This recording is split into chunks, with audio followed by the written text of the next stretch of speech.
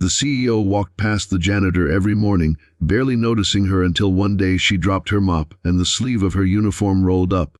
What he saw stopped him mid-step, purple bruises snaking up her arm. In a company of polished glass, billion-dollar deals and high-speed ambition, the most painful story was quietly mopping the floor. What the CEO did next, no one in the building saw it coming, and it changed not just her life but the entire company forever. If this story moved you, don't forget to like, comment, share with someone who needs hope today. Subscribe our channel Kindness Talks for more real-life inspired emotional stories. The tall man in the navy suit stood still, stunned. For someone who led mergers and acquisitions worth hundreds of millions, Alexander Rowe was not easily rattled. But this was different. He wasn't looking at numbers or reports. He was looking at pain. She quickly pulled her sleeve back down and muttered, "Sorry, sir." Trying to reach for the mop, her hands trembled, not just from the fall, but from the fear, like she was expecting to be yelled at. "What's your name?" he asked gently. She looked up confused. Most people in the building didn't even see her. "Maria," she whispered. "Maria," he repeated. "Take the rest of the day off." Her eyes widened. "Sir, I can't. I'll lose my hours." "Don't worry," he said softly. "You won't." She blinked in disbelief, then nodded, gathering her things. But Alexander's mind wasn't on his 10:00 a.m. board meeting anymore. As he entered the glass elevator, he didn't see his reflection in the mirrored walls. He saw bruises, hidden pain, silenced stories. He didn't sleep that night. The next day he walked into HR. "I need every file on our cleaning staff, particularly Maria. I want to know who hired her, how she's paid, and if she's on contract." His assistant hesitated. "Sir, she's from a third-party vendor. Outsourced. We don't manage them directly." "Then that changes today," he said firmly. Meanwhile, Maria returned to work the next day, expecting things to go back to normal or worse. She had no idea that her life was under a magnifying glass, not to expose her, but to protect her. That evening, she went home to a one-bedroom apartment with peeling paint and a broken radiator. Her 8-year-old son, Leo, greeted her at the door with a drawing in hand, a stick figure holding a broom next to a boy and a sun. It read, "My mom is my hero." She smiled, fighting back tears. She didn't want Leo to see her pain. The bruises weren't from the job.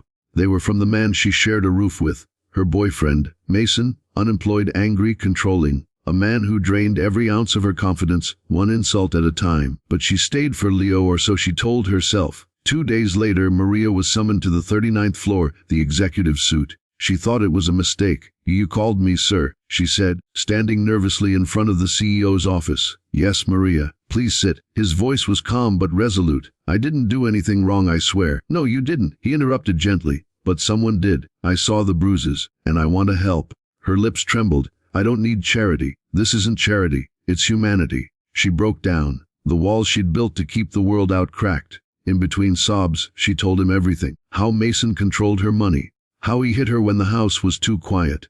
How she cleaned offices during the night shift and raised Leo alone during the day. Alexander listened in silence. Then he made a call. By the next morning, Maria had been offered a full-time position in the building, not as a cleaner, but as a facility supervisor.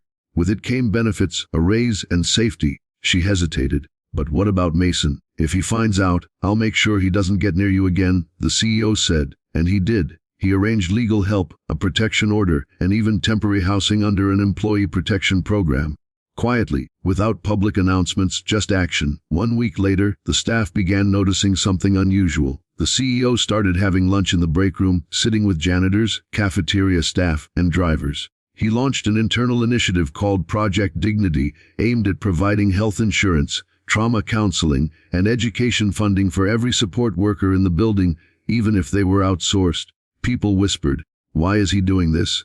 Until one day during an employee town hall, Alexander took the mic. He said, "A company is only as strong as the people who hold it up from the ground floor. We applaud executives but forget the ones who clean our messes. We celebrate profit margins but ignore the bruises hiding beneath sleeves. That ends now." The room went silent. Maria sat in the back holding Leo's drawing in her purse. 2 months later, Leo ran through the office halls holding a gold medal he won at school for his essay. "My mom is my hero." Alexander bent down and read the first line aloud. "My mom used to clean this building, but now she helps lead it, and she still tucks me in every night." The staff gave him a standing ovation. Maria stood there, tears in her eyes. She hadn't just been given a job. She had been seen, respected, lifted, and all because one man saw past the mop and into the pain and chose to act. In every company, behind every corner, there's someone fighting a silent battle. All it takes is one pair of eyes brave enough to see them and one heart strong enough to stand up for them. Kindness doesn't cost a thing, but sometimes it can be everything.